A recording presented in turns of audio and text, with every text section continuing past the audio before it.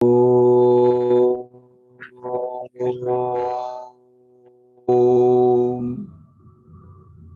श्री साई नाथाय नमः। ओम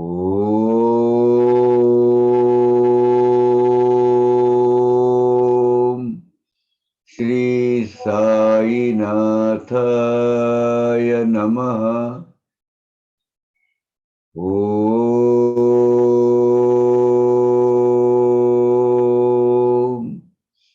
श्री साई नाथाय नमः। ओम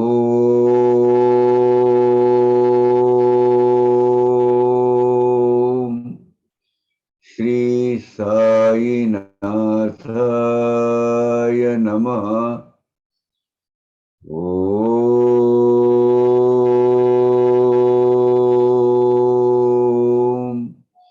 श्री साई नाथाय नमः। ओम श्री साई नाथाय नमः।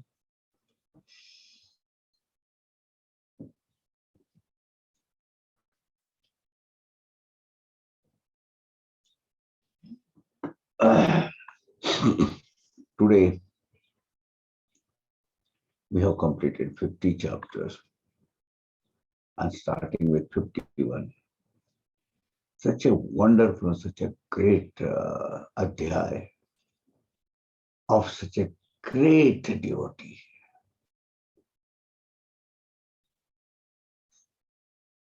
which cannot be compared or cannot be even बाकी के जो लोग हैं ना, सच लाइक ऐसा उनका वो ये हो सकता है।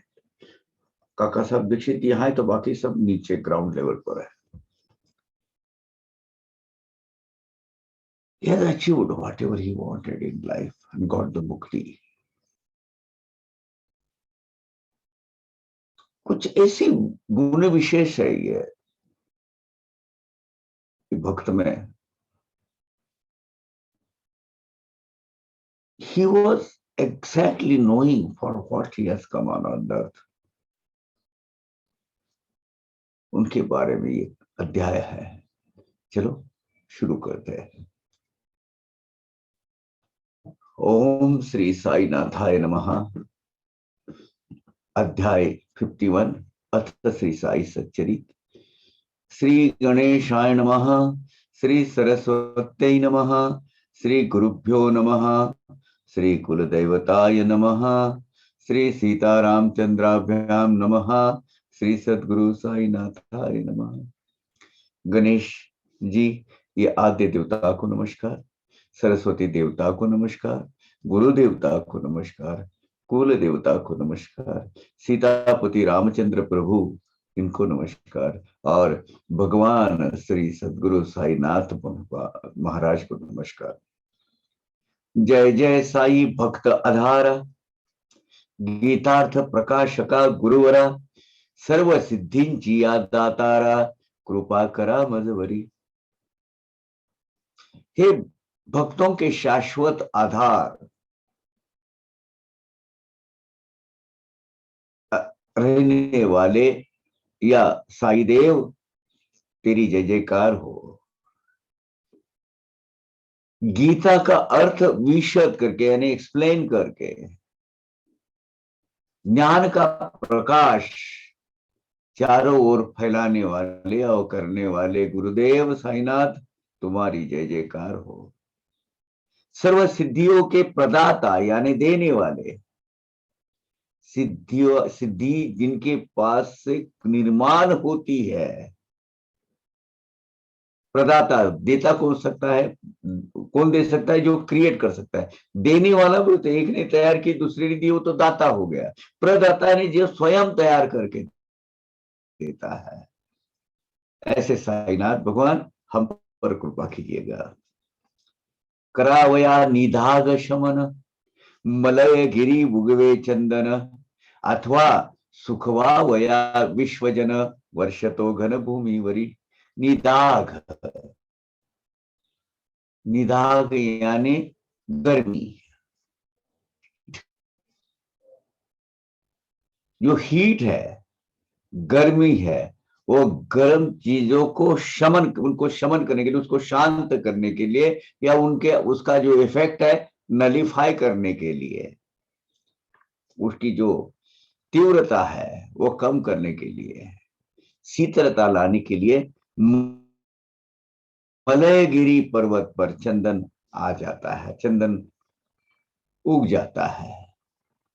दूसरा दृष्टांत देते हैं कि ये विश्व में समुचे प्राणी जनों को सुख देने के लिए मेघ नभ भूमि पर वर्षाव करते हैं।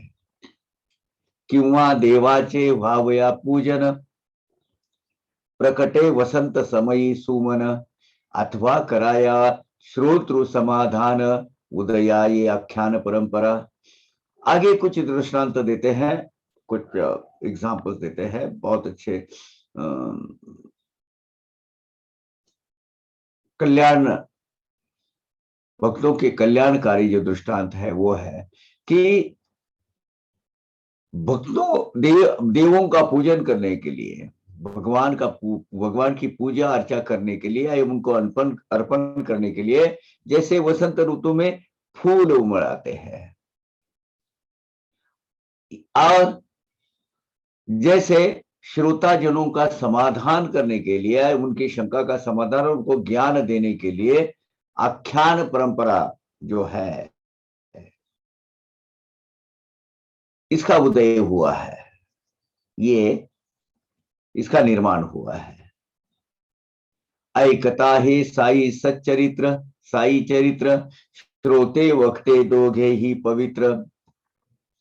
पवित्र ऐकती त्यांचे स्तोत्र, श्रोत्र पवित्र वक्त्र वक्त्यांचे।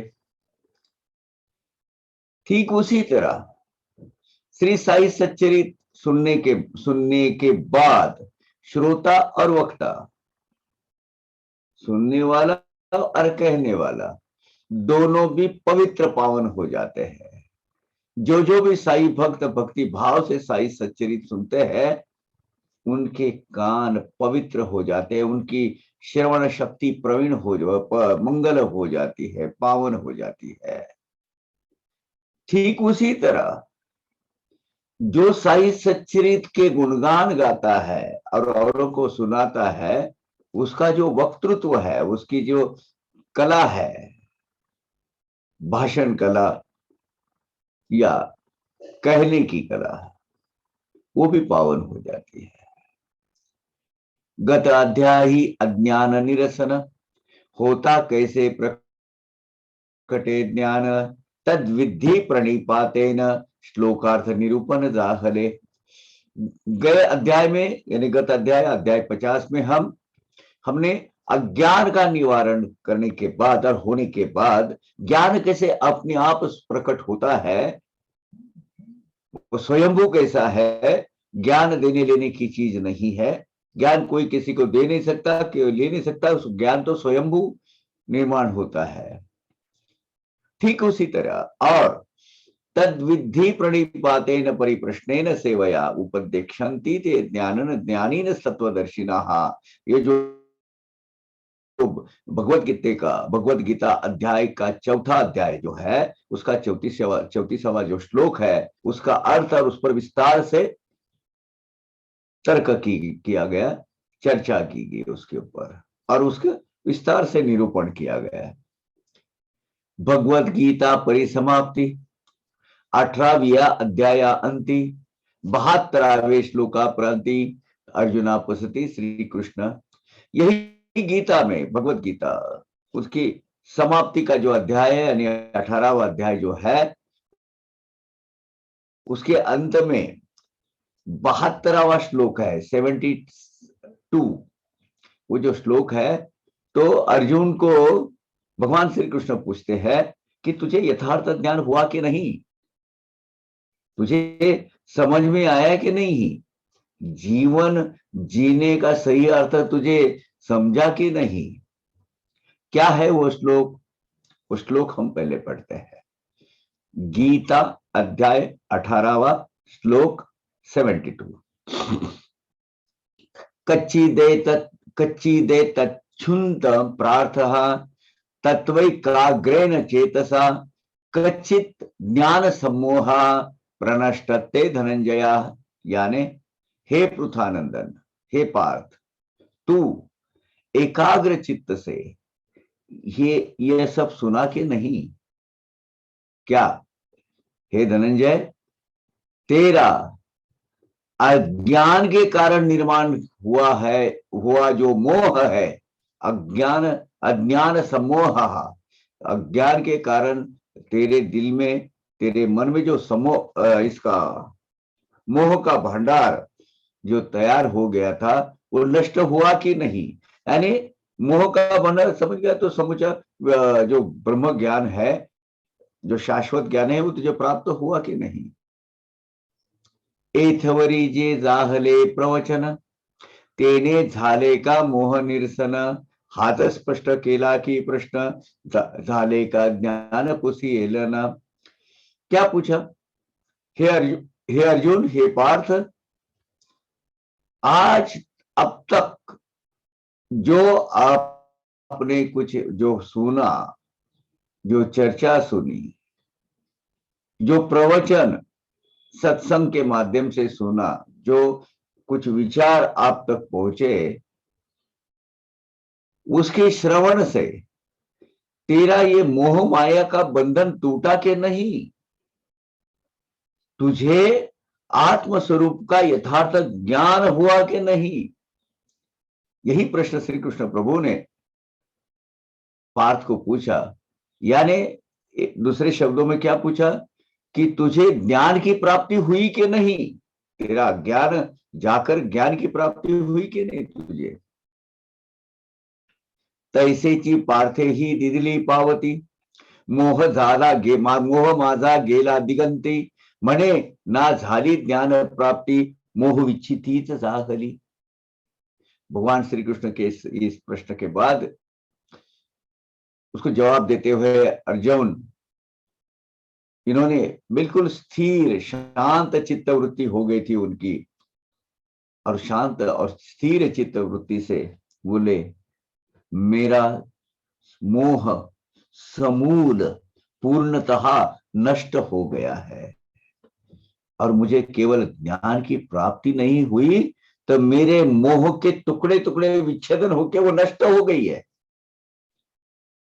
वो मूल जो श्लोक है वो क्या कहता है? नष्टो मोह स्मृतिर्लब्धा तत्प्रसादान्मयाच्युत स्थितोस्मि गत संदेह करिष्ये वचनम तव। हे अच्युत यानी भगवान, तत्प्रसादात यानी आपकी कृपा से मेरा मोह नष्ट हो गया है, और मैं मुझे स्मृति प्राप्त हो गई है, मैं स्मृति प्राप्त कर चुका हूं। गत संदेह रहित होकर एकदम स्थिर बुद्धि से मैं शांत हो गया हूं। अब मैं आपके आज्ञा का ही पालन करते रहूंगा। करिष्ये वचनम तव। मोह नाम केवल अज्ञान दिसाया मात्र शब्द दोन अर्थ अवबोध नाही भिन्न गीतार्थ जानती। मोह यानी शुद्ध ज्ञान है। दिखने के लिए ये दो भिन्न शब्द है, अज्ञान और मोह, ये अलग दिखते हैं, लेकिन नहीं, उनका अर्थ एक ही है। मोह यानी अज्ञान, अज्ञान यानी मोह। गीता का यथार्थ अभ्यास करने वाले जो ज्ञानवंत है उनको गीतार्थज्ञ बोला है। ये वो लोग जानते हैं। मोह यानी दूसरा कुछ नहीं, अज्ञान। शब्द दो अलग है लेकिन अर्थ एक ही है, अज्ञान। यत्वं योक्तं वचस्तेन मोहोयम विगतो जान 11वें अध्याय आरंभी अर्जुन हेची करी कथन श्री कृष्ण।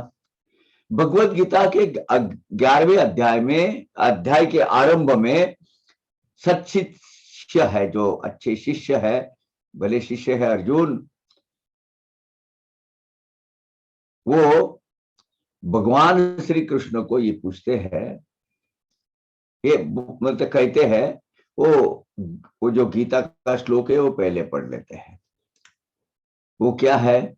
मद अनुग्रहाय परमम गुह्यम मध्यात्मम संजितम यत्व योक्तम वचस्तेन मोहोयम विगतो मम।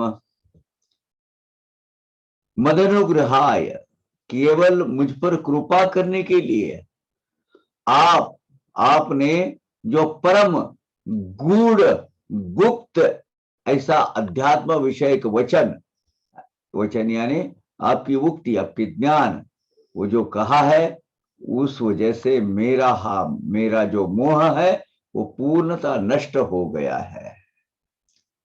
आपने कहे हुए अध्यात्म विषयक वचन के माध्यम से और उसके कारण मेरा पूरा मोह नष्ट हो गया है प्रभु।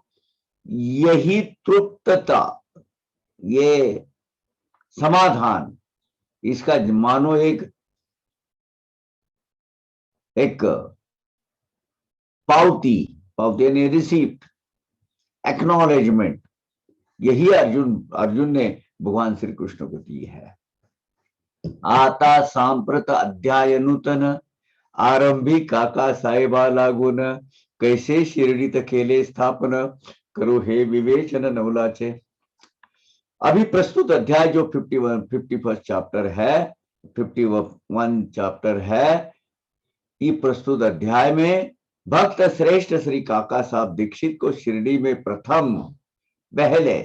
सबसे पहले वो है 2 नवंबर 1909। उसमें उनको कैसा आगमन हुआ? साईं भगवान ने उनको हमेशा के लिए, परमानेंट के लिए उनकी चित्तवृत्ति स्थिर कर उनको एक अनन्य भक्तों में कैसा उनका ट्रांसफॉर्मेशन किया, इस विषय में बहुत ही रुचिपूर्ण ऐसा ये अध्याय है। उसका विवेचन हम अभी करने वाले हैं, उसका अभ्यास करने वाले हैं। आप शांति से पढ़ लीजिएगा। ये काका साहब दीक्षित के दिखाए हुए मार्ग पर हमें चलना है, ये हमारे अग्रणी है। त्यांचा शिर्डीचा ऋणानुबंध, त्यांचा साईशी दृढ संबंध, कैसा मुळीचा कारण निर्बंध, ऐका तो संबंध आमूल। श्री काका साहब दीक्षित का शिरडी से कायम स्वरूप से ऋणानुबंध होकर उनका जुड़ जाना, साई भगवंत से उनका बहुत अनन्य संबंध जमकर आना, जम जाना, सर्वश्रेष्ठ भक्त होने के पीछे क्या कार्य कारण भाव है, क्या संबंध है, क्या आंतरिक सूक्ष्म धागे है, इसका बहुत ही विस्तार से और गहराई से हम अभी विवेचन करने वाले हैं, डिस्कशन करने वाले हैं, और यही आपको प्रस्तुत अध्याय में सुनने को मिलेगा। कथा त्यांच्या आहेत बहुत, लहान थोरा सर्वाविदित, परिते आरंभी कैसे शिर्डी प्रत, आले ते अविश्रुत सकळास। काका साहब दीक्षित, इनकी अनंत लीलाएं, इनको इनके अनुभव में आई हुई अनंत कथाएं सब छोटे मोटे सब साई भक्तों को परिचित है। लेकिन सबसे पहले वो शिरडी में कैसे आए, इसके बारे में जो वृत्तांत है, जो कैसे वो घटित हुआ, ये बहुत सारे लोगों को पता नहीं है। वो इस अध्याय में समझेगा। पूर्व पुण्याईंच्या गोष्टी, तेने परमेश कृपा दृष्टी, तेनेची पुढे सद्गुरु भेटी, स्वानंद पृष्ठी शिष्यास। सद्गुरु की भेंट होना, सद्गुरु को मिलना, ये भगवंत की कृपा पर डिपेंड होता है, भगवंत की कृपा पर निर्भर होता है। वो और ईश्वरी कृपा पूर्व पुण्याई का बल, पूर्व कर्म का बल पर ये डिपेंड होता है। ईश्वरी कृपा से ही सदगुरु की भेंट होती है, सदगुरु को मिलना होता है। और शिष्य के जीवन में जो आत्मानंद प्राप्त होता है उसको ईश्वर की कृपा होने के सिवा नहीं होता है। या सह अतः अध्याय श्रोतया वर्णिल कथात्रय, तीन भक्तांचा हा महोदय, श्रोतया हृदय निवविल। अब ये अध्याय में तीन श्रेष्ठ और उत्कट कथा अनुभव का वर्णन किया जाएगा। तीन जो श्रेष्ठ और ज्येष्ठ भक्त है, इनकी कथा श्रोते जन को यहाँ सुनने को मिलेगी और निश्चित रूप से वो तृप्त हो जाएंगे।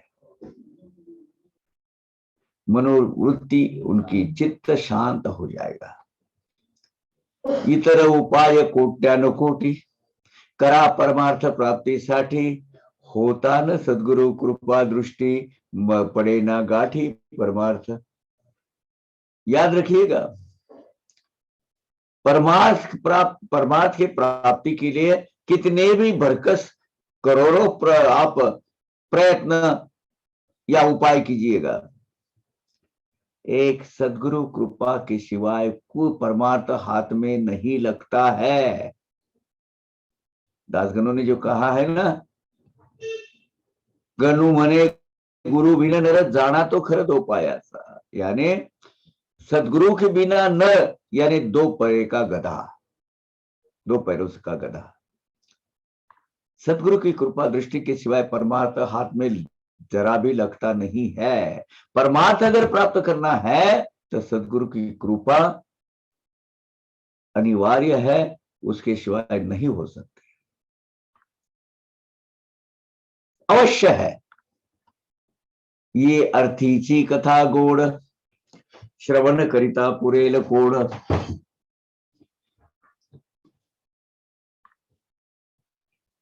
श्रोतया मनी प्रकटेल आवड, वाडेल झाड निज स्वार्थी। इस आशय की बहुत सुंदर अनुभूति देने वाली कथा, एक भाव से पूरी भर भर के हमें उसमें से भक्ति भाव मिलेगी, ऐसी कथा श्रोता जनों के लिए अभी प्रस्तुत हो रही है। इस कथा श्रवण से श्रोता जन को परमार्थ प्राप्ति की एक आस लगेगी। अपना निज स्वार्थ क्या है, यानी सर्वश्रेष्ठ स्वार्थ। निज स्वार्थ बने तो कुछ दिल देने लेने का व्यवहारिक स्वार्थ नहीं, सर्वश्रेष्ठ स्वार्थ यानी मोक्ष सुख प्राप्त करने की इच्छा आकांक्षा और आस निर्माण होगी। गुरु भक्तांचे समाधान, तो हा अध्याय परम पावन, श्रोता चित्ते सावधान, करावा श्रवण हितकर। ये पवित्र पावन जो अध्याय है वो गुरु भक्ति का अध्याय है। वो सुनने के बाद आपको निश्चित स्वरूप से समाधान मिलेगा। समस्त श्रोता जनों ने ये अध्याय चित्त लक्ष्य केंद्रित कर सुनने से उनका ही लाभ होगा और उनका ही हित सधेगा इस अध्याय के माध्यम से। हरि सीताराम दीक्षित, हरि सीताराम दीक्षित, काका साहेब नावे विश्रुत, सकल साई बाबांचे भक्त, आदरे जा स्मरत प्रेमाने। श्रीयुत राजराजेश्वर हरि सीताराम दीक्षित, मैं राजराजेश्वर बोलूंगा, उनको भक्ति के राजा है। इस नाम के ज्येष्ठ भक्त जिनको साई भक्त परिवार काका साहब दीक्षित के नाम से जानते हैं, पूरा काका साहब दीक्षित ये नाम से ही परिचित है ये भक्त, और बड़े आदर भाव से उनका नाम लिया जाता है। तयांची पूर्व पीठिका, आनंददायक बहुश्रुत रसिका, सादर करितो भक्त भाविका, चरित्र श्रवण उत्सुका सुखार्थ। श्री काका साहब दीक्षित की ये कथा है। काका साहब ज्येष्ठ और श्रेष्ठ साई भक्तों में गिने जाते हैं, लेकिन इस साई भक्तों में उनका रूपांतरण, उनका ट्रांसफॉर्मेशन कैसा हो गया, उसके पहले की जो पूर्व पीठिका है, उसके पीछे का जो बैकग्राउंड, जो प्रोसेस, उसके पहले क्या हुआ, कैसे ये प्रोसेस स्टार्ट हो गई, कैसे प्रक्रिया शुरू हो गई। यानी एक हरि सीताराम नाम के सामान्य सॉलिसिटर का एक अनन्य भक्तों में जो रूपांतरण हुआ है, ट्रांसफॉर्मेशन हुआ है, वो जो प्रोसेस है, वो प्रोसेस सुनने के लिए अगर हम सुनते हैं दिल से, तो सब रसिक श्रोता जनों के लिए वो आनंददायी यात्रा सफल साबित होगी। ये यात्रा है, आनंद यात्रा है। इसीलिए चरित्र श्रवण करने को जो उत्सुक लोग हैं, ऐसे जो भाविक भक्तगण जो अपने सामने है, वो कथा अभी बाबा के लिए, भक्तों के लिए श्रावण अपना सादर हो रही है। सन 1909 पर्यंत पूर्वी साई हे नाव ज्या परिचित, तेच पुढे साईचे परम भक्त सर्व विश्रुत जाहले। 1909 तक जिनको साई ये नाम भी पता नहीं था, यही हरि सीताराम दीक्षित, काका साहब दीक्षित, चरण स्पर्श उनको, वो आगे चलकर साई के परम भक्त करके विख्यात हो गए। जब तक साई यानी परमेश्वर का नाम रहेगा, जब तक के साई का ये अवतार का महिमा गाते रहेंगे लोग, तब तक साई के साथ में काका साहब का नाम आएगा। ऐसे ही श्रेष्ठ भक्त की कथा है। विश्वविद्यालय शिक्षणानंतर कित्येक वर्षे लोटलियावर नानासाहेब चांदोरकर आले लोणावळ्यावर एकदा। अब ये काका साहब दीक्षित का कुछ एक फार्म हाउस वगैरह कुछ वहां पुश्तैनी प्रॉपर्टी थी लोनावला में, जो बंबई से नजदीक 1-2 घंटे 1.5 घंटे के रास्ते पर है। पहले तो वो आधा घंटा भी, पौना घंटा लगता होगा, अभी तो वो भीड़ भाड़ की वजह से ज्यादा हो गई है। खैर, ये काका साहब दीक्षित जब वो लोनावला में, ये एक्चुअली काका साहब दीक्षित और नाना साहब चांदोरकर एक ही विद्यालय में, महाविद्यालय में सहाध्यायी थे, कॉलेजमेट थे ये दोनों। महाविद्यालय का शिक्षण यानी ग्रेजुएशन का जो कंप्लीट होने के बाद, बहुत साल के बाद, नाना साहब चांदोरकर और काका साहब दीक्षित ये लोनावला के एक फार्म हाउस पर, बंगले पर मिले, और नाना साहब दीक्षित वहां, नाना साहब चांदोरकर वहां आए। दीक्षित त्यांचे जुने स्नेही, भेटी पडल्या फार वर्षाही, सुख दुःखाच्या वार्ता त्याही परस्पराही त्या केल्या। एक काका साहब दीक्षित और श्री चांदोरकर बहुत पुराने दोस्त थे, मतलब यानी कॉलेज मेट। और कॉलेज की दोस्ती है ना, वो कभी नहीं भूल पाता आदमी। खूब वर्ष, बहुत दिन के बाद उनकी मुलाकात हुई थी, कॉलेज जीवन के बाद, बीच बीच में हुई होगी, लेकिन अभी बहुत अरसे के बाद हुई थी। तो एक सुख दुख की बातें आपस में हो रही थी और विचारों का आदान प्रदान हो रहा था। तो उसके पहले एक घटना घटित हुई थी काका साहब दीक्षित के जीवन में।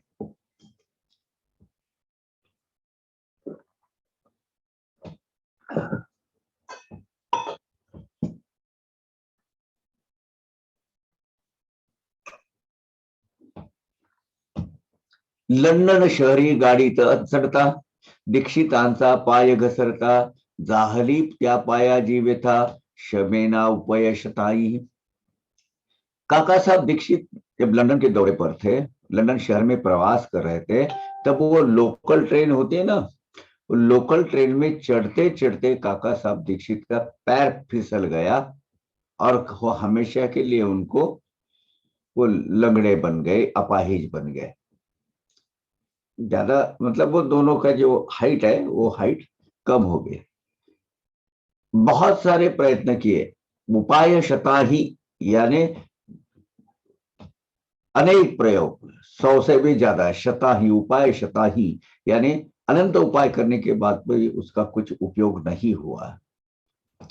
त्या व्यथेची साध्यंत वार्ता सहज निघाली संभाषण करिता, तेथे श्री साईबाबांची उपयुक्तता आठवली चित्तांत नानाच्या। अब नाना साहब को इस घटना का वार्तालाप घटने के बाद वो जो संभाषण उनका जो आपस में होत रहा था, उसी सिलसिले में नाना साहब चांदोरकर को और काका, नाना साहब चांदोरकर को काका की व्यथा पर साईनाथ महाराज इसका जालिम उपाय कर सकते हैं, इसकी याद आई। दोनों बात कर रहे थे। अब नाना साहब चांदोरकर तो पहले से परिचित थे, उनकी याद आई कि ये हो सकता है, जालिम उपाय इसका नाना साहब कर सकते हैं। एक minute, the thing is it है मिस्टर काका साहब दीक्षित और नाना साहब चांदोरकर, ये दोनों एक्चुअली कॉलेज मेट है। उसके बाद बहुत दिन के बाद वो लोनावला में घर मिले हैं, वहां अपना एक बंगला, उधर एक फार्म हाउस है, सेकंड हाउस काका साहब दीक्षित का, वो प्रॉपर्टी में नाना साहब चांदोरकर वहां आए। एक दूसरे के आपस में सुख दुख की बातें हुई, कुछ गपशप हुई। तो बातों बातों में ये जिक्र निकला कि काका साहब जब दीक्षित जब लंदन में थे तो चलते वो ट्रेन में पैर फिसल कर गिर गए थे, और बहुत सारे उपाय के बावजूद भी वो पैर ठीक नहीं हुआ था, तो उनका एक पैर छोटा हो गया था। अब वो जब बातें चली कि इस घटना के बारे में जब विषय निकला, तब नाना साहब चांदोरकर ने कहा कि इस काका साहब की इस व्यथा के ऊपर एक मात्र उपाय यानी साई महाराज जालिम उपाय कर सकते हैं। उनको याद आ गई उसकी। आगे चलते हैं, कथा आगे बढ़ती है। तो पायांचा लंगडेपणा निशेष जावा येते कामना, चला माझी या गुरुचे दर्शना, ऐसे तव नाना अवधले तया। ये पैरों का लंगड़ापन हमेशा के लिए निकल जाना चाहिए। ऐसे अगर उनको सही में लगता है, तब उन्होंने कहा काका साहब दीक्षित को, नाना साहब ने, कि आप मेरे साथ शिरडी में चलिएगा, मेरे सदगुरु के दर्शन लीजिएगा आप। काका साहब तो, नाना साहब तो पहले से ही जानते थे, ये तो 2009 की बात है, और नाना साहब तो 1894 से जुड़े हुए थे बाबा से, 1893-94 से। तो बोले एक बार मेरे सदगुरु के दर्शन आप लीजिएगा। नाना साहब ने काका साहब दीक्षित को कहा। मग नाना ही नवल विशेष, म्हणून साईंचे वृत्त अशेष, कथिले आनंदे दीक्षितांस संतावतस महिम्याते। नाना साहब चांदोरकर, इन्होंने साई का महिमा, साई की कीर्ति, साई की शक्ति, साई का सामर्थ्य बड़े आनंद से काका साहब दीक्षित को सुनाया, बड़े दिल से सुनाया कि देखिए मेरे सदगुरु की जो शक्ति है, सदगुरु का जो, उनके भगवान के जो विमल ऐश्वर्य गुण है, वो आपका ये लंगड़ापन जरूर दुरुस्त करेंगे। संतों के संत जो साईनाथ महाराज भगवान के अवतार है, वो उन्होंने विस्तार से वो जो अपने गुरु का वर्णन बयां किया वहां।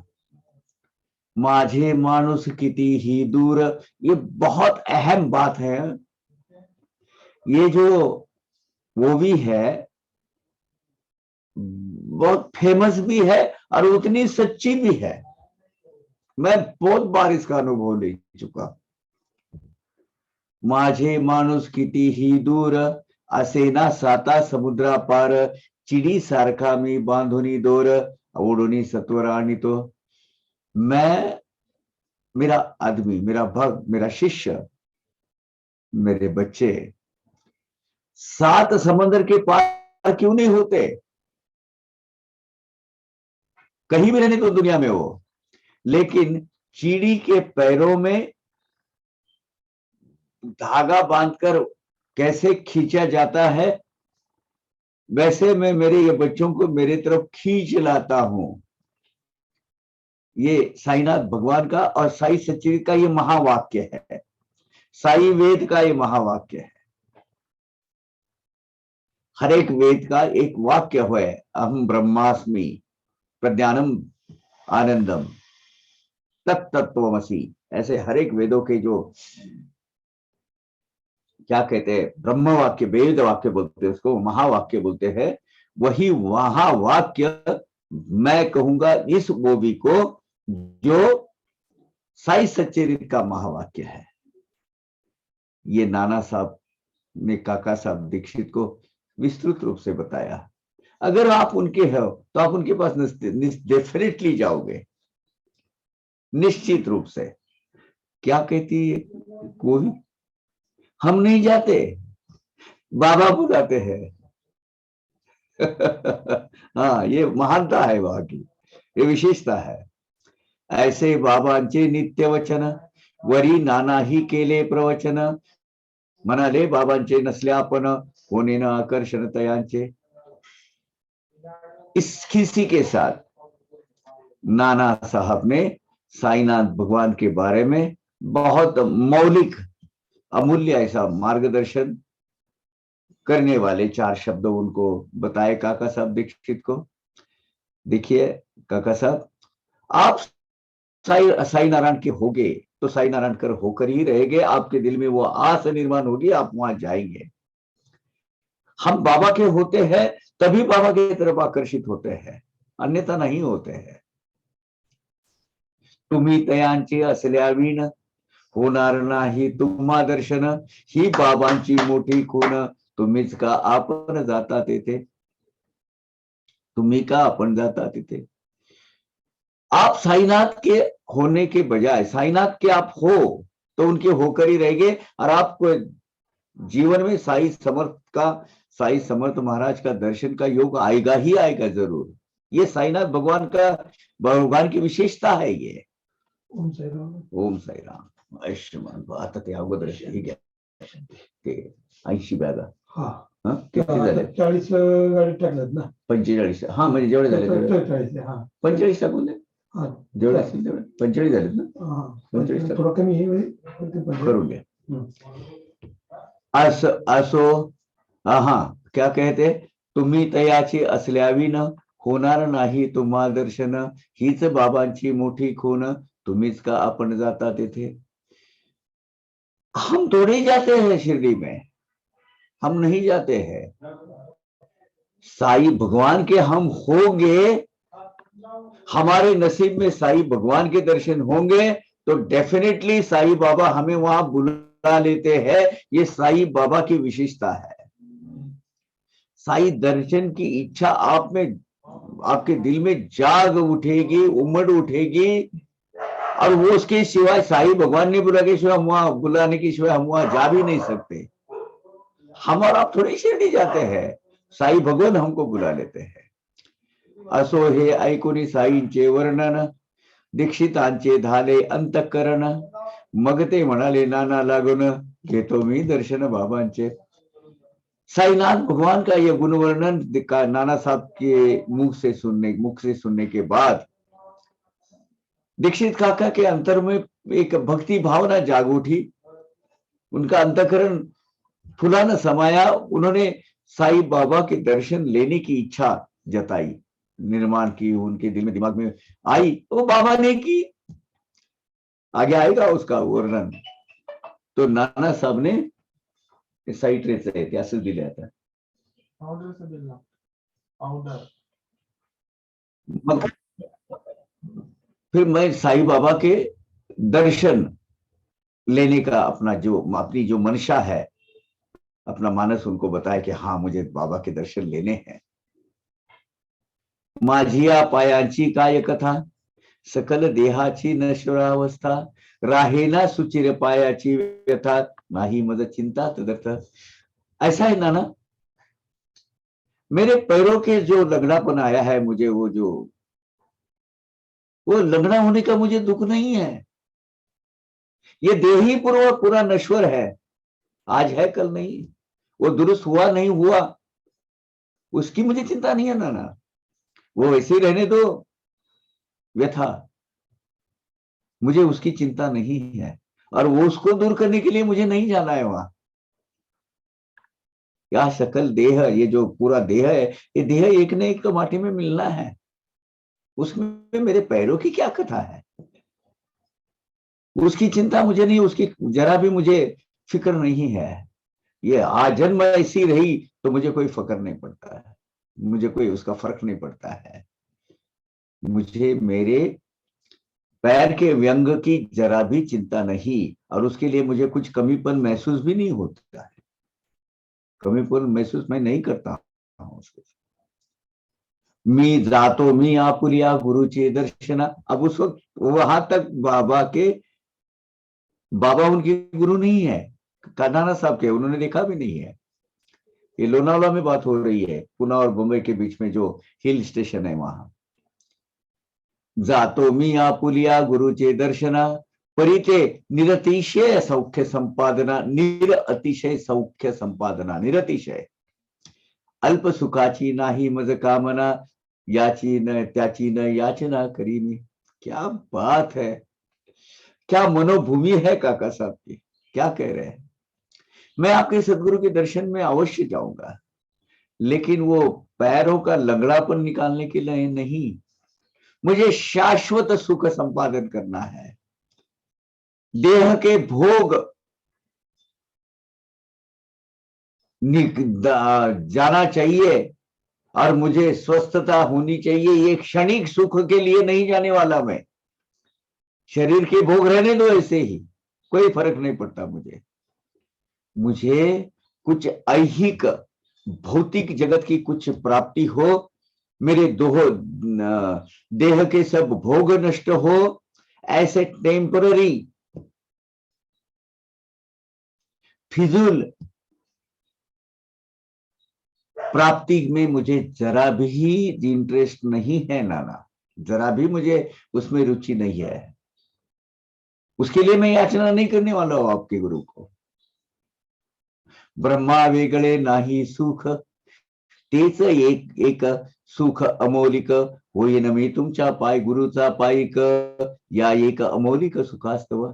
ब्रह्म ज्ञान प्राप्ति की जैसा सुख नहीं है, मन को चिंता और शांति और स्थैर्य मिलने की जैसा सुख दूसरा कुछ है नहीं।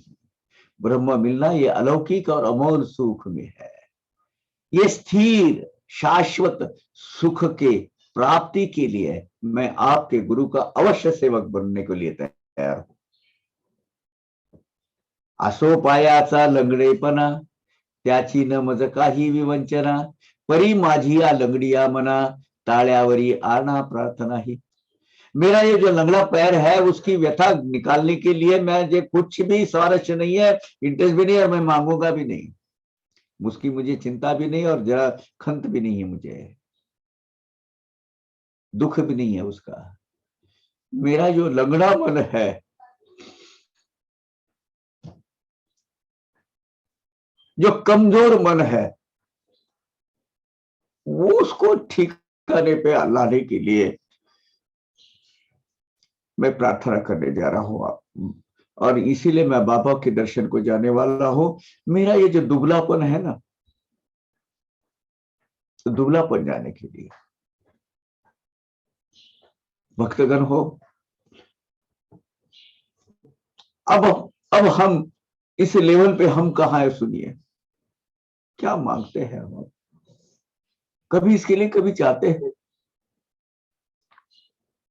भौतिक जगत के सुख शांति के लिए और इसके लिए जाते हैं, और ये जब बाबा के चरणों में भी नहीं गए हैं, अभी तक उनके भक्त नहीं बने, बाबा ने उनको स्वीकार किया है कि नहीं किया, आगे सुनेंगे।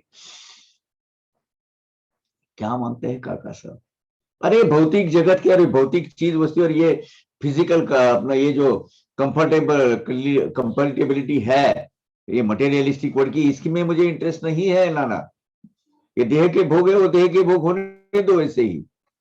मुझे इंटरेस्ट है शाश्वत सुख में, शाश्वत पूर्णानंद परमानंद आनंद में, मुझे प्राप्ति में, आनंद की परमानंद की प्राप्ति में। ये छोटी मोटी चीजें मुझे नहीं चाहिए नाना। मेरे ये जो दुबला मन है, ये कमजोर मन है, ये मोह माया से घिरा हुआ हमेशा रहता है, इसको दूर कर कर मुझे शाश्वत सुख की प्राप्ति के लिए मुझे जाना है। यही बुनियादी फर्क है हम में और काका साहब दीक्षित में। क्या मानसिकता है देखिए, कितनी उचित स्तर की मैच्योरिटी लेवल है भक्ति की काका की, यहां से वो पता चल जाती है। दिल भर आ जाता है, मन, आंख में आंसू आ जाते हैं। किस माटी के बने हुए रहते हैं ये लोग। बहुत शिनलो करिता साधन, परिन निश्चल राही मन, प्रयत्ने ठेवू म्हणता स्वाधीन, जाई ते निष्ठुन न कळत। अब ये स्वाभाविक तरीके से उन्होंने सबके मतलब सबकी स्थिति का बयां किया है। ये चंचल मन है ना, ये अस्थिर मन, इधर उधर जो भटकता रहता है, इसको काबू में पाने के लिए मैंने भक्ति के अनेक साधनों का प्रयोग किया मनाना। और ये प्रयोग करते करते मैं थक गया हूं। मुझे ये अस्थिर मन को, ये मेरे पूरे लक्ष्य को, ये जो चित्त को कंट्रोल में लाने के लिए, उनके ऊपर काबू पाने के लिए मैं बहुत प्रयत्न करता हूं नाना। लेकिन ये मेरा चंचल मन हाथ से कब फिसल जाता है, कब निकल जाता है, पता ही नहीं चलता। क्षण भर में मैं उसको अपने काबू में रखकर मैं इंद्रिय निग्रह, ये मनोनिग्रह करने की कोशिश करता हूँ, कब निकल जाता है हाथ से पता ही नहीं चलता मेरे से। हमारा भी ऐसा ही होता है, आप ध्यान लगा के देखिए। प्रैक्टिस करते करते बन जाता है, वो बात सही है। लेकिन पहले आप एक चीज पर 2 मिनट से ज्यादा ध्यान नहीं कर सकते, इमीडिएटली वो फिसल जाता है कहीं। कितीही असावे सावधान, अत्यंत मनोनिग्रह करून, कधी जाईल नजर चुकवन, आश्चर्य गहन मनाचे। ये मन क्या चीज है ना, समझ में नहीं आता है। कितना भी सावध रहने दो आप, कितना भी अलर्ट रहने दो, कितना भी सजग रहने दो, ये मनोनिग्रह के माध्यम से हम उसको प्रयत्न, उस पर काबू पाने का, उस पर कंट्रोल करने का बहुत प्रयत्न करते हैं, भरगस प्रयत्न करते हैं, कैसा भी करो, लेकिन अपनी नजर से वो कब ओझल होके भाग जाता है पता ही नहीं चलता, सटक जाता है, बीच वाले रास्ते से कल्टी मार लेता है, सब पता ही नहीं चल जाता। नारा इसका आश्चर्य लगता है, ये मन अपने कंट्रोल में कैसे नहीं रहता है। तरी मी नाना मनापासून घेईन तुमच्या गुरुचे दर्शन, माझी या मनाचे लंगडेपण घालवा की मी प्रार्थीन तयाते। हमें ये मांगना चाहिए बाबा से। इसलिए नाना, मैं आपके गुरु के अवश्य दर्शन दूंगा। मेरे चंचल अस्थिर मन का लंगड़ापन, यहां का लंगड़ापन, मेरे मन का लंगड़ापन निकालो। तन का रहने दो, तन से मुझे कोई चिंता नहीं है, वो भोगे शरीर के, वो भोगते रहेगा। मेरा मन का लंगड़ापन मुझे चिर शांति, शाश्वत क्या चाहिए, शाश्वत स्थैर्य, शाश्वत स्टेबिलिटी चाहिए। और उसके लिए मैं आपके गुरु को प्रार्थना करूंगा जरूर। नैश्वर शरीर सौखी उदास, जया आत्यंतिक सुखाची हौस, ऐसिया भक्तांच्या परमार्थास परम उल्लास साईस। और साई बाबा को देखिए, नाशवंत देह के सुख प्राप्ति करने के पीछे जिसको कुछ भी स्वारस्य नहीं है, कुछ भी रुचि नहीं है, और शाश्वत सर्वश्रेष्ठ मोक्ष सुख का प्राप्त करने के लिए जिसको एक चोटी की लगन लगी हुई है, ऐसे पारमार्थिक भक्त की ही कमी रहती है बाबा को। ऐसे पारमार्थिक भक्ति की प्रगति करने के लिए साईं भगवंत बहुत उत्साही होते हैं, खुद होके दौड़े दौड़े चले आते हैं। हाँ, ये है मेरा, कहते हैं ना बाबा, अरे सब चिंदी और नाशवन चीज, चिंदी और लख्तर मुझे मांगने के लिए आते हैं। मेरा खजाना भर भर के पड़ा है, वो नहीं मांगता कोई। उनका खजाना ये है शाश्वत सुख, उनका खजाना क्या है? परमानंद, मोक्ष सुख, जो हमेशा हमेशा के लिए हमारे साथ रहेगा, आत्मा के साथ, आत्मा शुद्धि और आत्मा आत्मा को ब्रह्म ज्ञान प्राप्त करवा देगा। ऐसे लोगों में बाबा ज्यादा रुचि लेते हैं, ऐसे भक्तों उनको सबसे ज्यादा प्रिय होते हैं। और काका साहब दीक्षित की मनोभूमि आप जरा स्टडी कीजिए उसका। काका साहब दीक्षित को ये इस नजर से देखिए कि वो श्रेष्ठ भक्त है, क्या है उनमें, क्या क्वालिटीज है जो हम में नहीं है। मैं हमेशा सोचता हूं, अरे काका साहब के 0.001% भी अपने पास ये चीजें नहीं है। मनोभूमि देखिए उनकी। अब याद रखना, ऐसे भक्तों को भौतिक चीजों की कमी कभी नहीं होती, क्योंकि उनकी सब चिंता भगवान को होती है। धारासभेची निवडणूक, सर्वा ठाई हा एक विषय एक, जिकडे तिकडे अनेक लोक गुंतले सार्वत्रिक या कामी। अब उस वक्त क्या था, एक बार उसके बाद एक प्रसंग ऐसा हुआ कि धारा सभा यानी राज्य स्तरीय जो लेजिस्लेटिव मंडल होता है, काउंसिल होता है, लेजिस्लेटिव काउंसिल, उस वक्त अभी जैसे विधान सौदा है, विधान सभा है, ये जो एमएलए होते हैं, लेजिस्लेटिव असेंबलीज, लेजिस्लेटिव काउंसिल, उस वक्त लेजिस्लेटिव काउंसिल रहती थी स्टेट लेवल की। अब उसमें कुछ लोगों को चुनकर देते हैं, आज के एमएलए जैसा, एमएलए एमएलसी जैसे। तो काका साहब वो चुनाव लड़ रहे थे, चुनाव के लिए उम्मीदवार, बतौर उम्मीदवार वो खड़े थे। काका साहेब आपुलेसाठी मिळवावया लोकमत पुष्टी, घेत असता स्नेहांच्या भेटी पातले उठा उठी नगरास। अब एमएलए असेंबली तो लेजिस्लेटिव असेंबली नहीं रहती, वो लोग नियुक्त वोटिंग करके वो चुनाया जाता है, लेकिन लेजिस्लेटिव काउंसिल वो गवर्नमेंट कॉन्स्टिट्यूट करती थी। वो भी कैसे, एक गिने चुने जो रहते हैं, जैसे अभी अपना शिक्षक एजुकेशन लेवल से एक रिजर्व सीट होती है, यूनिवर्सिटी रिप्रेजेंटेटिव के जितने भी स्टूडेंट है, ग्रेजुएट कॉन्स्टिट्यूंसी बोलते हैं, उससे एक होती है।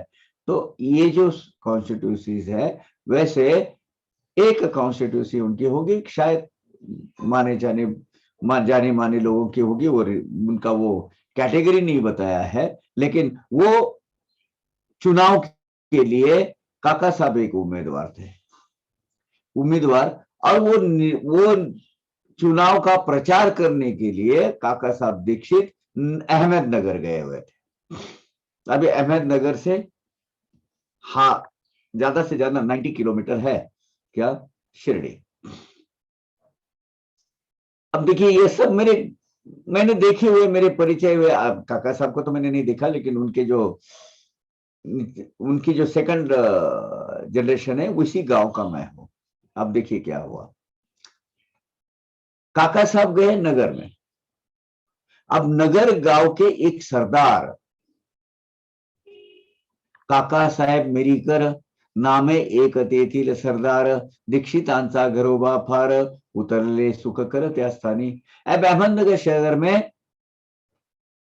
मिरी गांव के जहागीरदार, मिरी गांव की जो जितना वो परगना है उनको जहागीर दिया था, यानी एक संस्थानिक छोटा संस्थान उनको दिया था एक गांव का। ऐसे सरदार काका साहब मिरीकर, इनके घर में काका साहब दीक्षित, क्योंकि दोनों का पूर्व परिचय था अच्छा, वो वहां रहे थे। और ये काका साहब मिरीकर है ना, इनके लड़के मैंने बचपन में उनके खेतों में काम किया है, उनके घर में काम किया है, मैं, मेरी माँ, वो सब लोग ये काका साहब दीक्षित के बच्चे के घर में काम करते थे। उनका नाम था बाबा साहब देरीकर। शायद मेरे ही जीवन में ऐसा कुछ होगा कि बाबा ने ऐसे ऐसे ऐसे खींच के मुझे वहां तक लेके गए। ये काका साहब दीक्षित का सॉरी काका साहब मिरीकर जी का जो पुश्तैनी उनको ये जो जहांगीरी मिली थी, वो जागीरदार थे वहां के, उनको सरदार नाम से नवाजा जाता था। वो सरदार काका साहब मिरीकर, इनके बच्चे जो है बाबा साहब मिरीकर, ये मेरे मतलब इनके घर में ही हमने बहुत सारा काम किया है, और बहुत बड़ी रिस्पेक्टेड फैमिली थी ये। वो मेरी गांव से ही मैं हूं। अच्छा, त्याच समयास अनुसरून होते नगरी घोड्यांचे प्रदर्शन, तदर्थ नाना प्रकारचे जन होते की निमग्न त्या कामी। अब ठीक उसी वक्त जिस समय में काका साहब दीक्षित काका साहब मिरीकर के घर में गए थे नगर में, बहुत बड़ा ये है उनका पुश्तैनी घर है, बाड़ा है बहुत बड़ा नगर में, आज भी है वो नगर में एक प्रदर्शनी भरी हुई थी, एक एग्जीबिशन भरा होता घोड़ों का, हॉर्स, बहुत अच्छे अच्छे अरबी घोड़े और ऐसे घोड़े वहां, जब काठियावाड़ी मेवाड़ी घोड़े वहां, उनका एक प्रदर्शन भरा हुआ था। जैसे आज के जात में, आज के इसमें कार का होता है ना, अलग अलग अलग लोग अपने कार एग्जिबिट करते हैं, वैसे घोड़े एग्जिबिट करने के लिए वहां एक एग्जीबिशन भरा हुआ था। तो उस सिलसिले में बहुत सारे लोग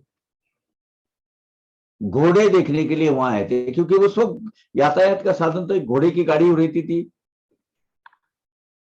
घोड़े का टांगा बोलते हैं उसको, वो टांगा ज्यादातर वही यूज किया जाता था। इसीलिए नाना बहुविध सेक्टर के घोड़ों के खरीदी में रुचि रखने वाले ऐसे लोग वहां नगर में पधारे हुए थे, और उसी में व्यस्त थे घोड़ों के इसमें। अब ये काका साहब दीक्षित के लड़के बाला साहब मिरीकर, मैं जिनको जिक्र कर रहा हूं वो बाबा साहब मिरीकर, ये दोनों कजिन ब्रदर, एक कजिन ब्रदर है। ये बाला साहब मिरीकर जो है ये कोपर गांव के मामलेदार थे उस वक्त, और वो प्रदर्शनी देखने के लिए, उनका देखभाल या करने के लिए, वो शायद जिम्मेवारी होगी नहीं होगी पता नहीं, लेकिन वहां आए थे नगर में, वो कोपरगांव से आए थे। ये वही काका साहब मेरी बाड़ा साहब मिरीकर है जिनका 22वें अध्याय में उल्लेख है, वो लाम बाबा वही है। अपने भावार्थ साहित्य सचिव में उनका एक तस्वीर दी हुई है मैंने। ये कोपरगांव के मामलेदार वो भी आए थे, यानी काका साहब उनके लड़के बड़ा साहब दोनों भी वहीं थे। यदर्थ दीक्षित आ लेते थे, कार्य हिते अवघे आटोपले होते, शिर्डी से कैसे जाने घड़ते कोन निमदने ते थोर। अब नगर तक आए हैं, वहां का सब लोगों को जो मर्जी मिलना, जो उम्मीदवार होने के नाते जो जिनको जिनको मिलना था वो मिलकर हो गया था। वो चुनाव में खड़े थे तो कुछ वोटर्स को शायद मिले होंगे वहां, उनके काम उनका कार्यभाग वहां का खत्म हो गया। अब बोले यहाँ आए हैं तो शिरडी जाना जरूरी है, लेकिन शिरडी तक मुझे कौन ले जाएगा, वहां मेरे साथ कुछ ना कोई तो कोई होना चाहिए। तो जिस जनसंपर्क के कार्य के लिए दीक्षित काका वहां आए थे, वो कार्यभाग खत्म हो गया, उसका ऑब्जेक्ट कंप्लीट हो गया। अब शिरडी यहाँ से नजदीक है, वहां जाने के लिए मुझे कोई अगर कोई साथ मिलती है तो इसके बारे में वो काका साहब और बाला साहब से बात कर रहे थे। उरकता येथील कार्यभाग, दिसो लागला शिर्डीचा मार्ग, घडावा बाबांचा दर्शन योग, हा एकची उद्योग दीक्षिता। अब उनको आस लग गई शिरडी जाने के लिए। अहमदनगर इनका यहाँ का जो भी जनसंपर्क का काम था वो खत्म हो गया, अब शिरडी की जाने की इच्छा हुई। अब शिरडी को बाबा का दर्शन का योग आना चाहिए, ये बहुत तीव्र इच्छा थी उनकी। अब वो इच्छा बाकी पूरी करने के लिए वो उनको आस लग गई। यहाँ एक 5 मिनट की विश्रांति लेते हैं। जाने के लिए इच्छा हो गई। अभी नगर से शिरडी तो नजदीक है, हम अभी ज्योग्राफिकल एरिया वो हम जानते ही है। हम बहुत बार शिरडी जा चुके हैं। नागराज और मैं तो शिरडी में मिले थे एक बार।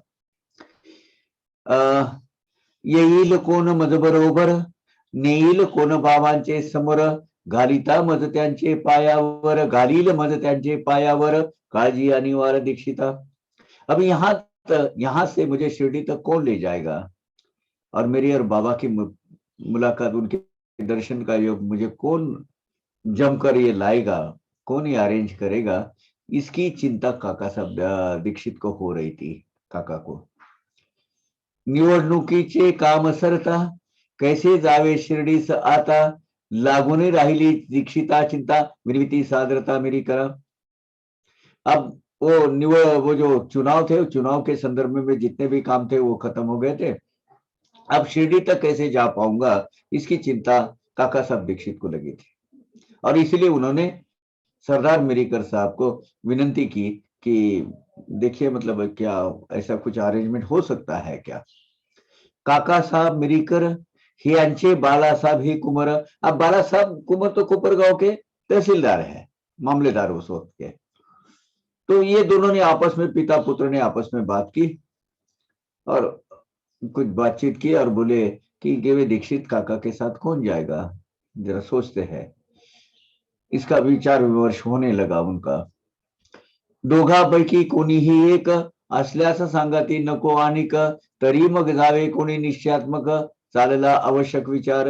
तो दोनों में से एक गए काका साहब दीक्षित के पास साथ में शिरडी में, तो काम हो जाएगा, मतलब काम सज जाएगा। इसलिए आपस में वो बात कर रहे थे, चलो अपन दोनों में से कोई तो भी जाते हैं, एक तो आप जाइए या तो मैं जाता हूं। बाला साहब वो अपने पिताजी को बोल रहे थे। मनुष्याच्या मानवी कल्पना, ईश्वराची अनेक योजना, दीक्षितांचे शिर्डीच्या कमना, अकल्पित घटना प्रकटली। अब देखिए क्या हुआ। ऐसी बातचीत चल रही, नहीं आप या मैं दोनों में से अपन तय कर लेते, चलो कोई जैसे जमता है दोनों को निकल जाएंगे, अपना बाकी की कार्य की व्यवस्था देखते हैं, और ठीक है दोनों में से कोई जागे। लेकिन आदमी जो योजना करता है उसके पहले ही ईश्वर की योजना तय की हुई होती है।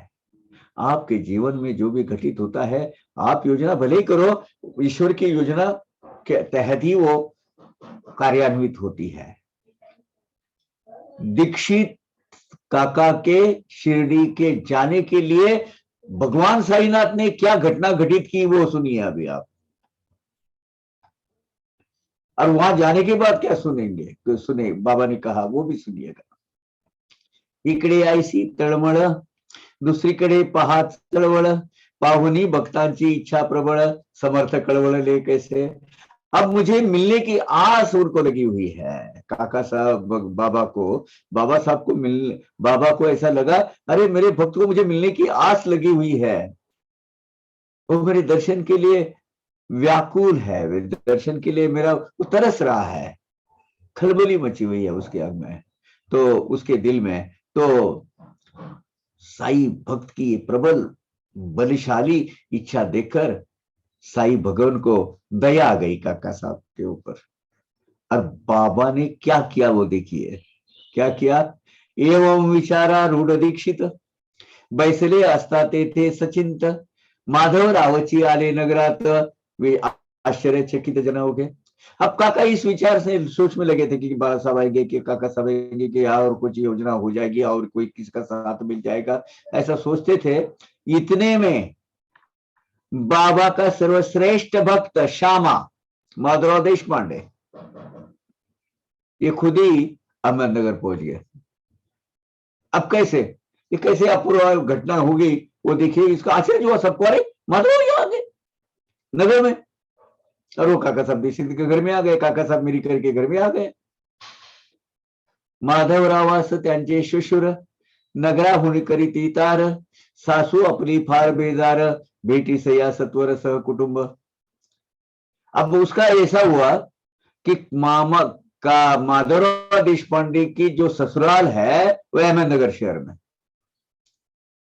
और वो ससुरे ने उस वक्त लेटर मिलने को तो दो तीन दिन लगते थे, तो उन्होंने वो टेलीग्राम भेजा था। Telegram was the fastest way of reaching.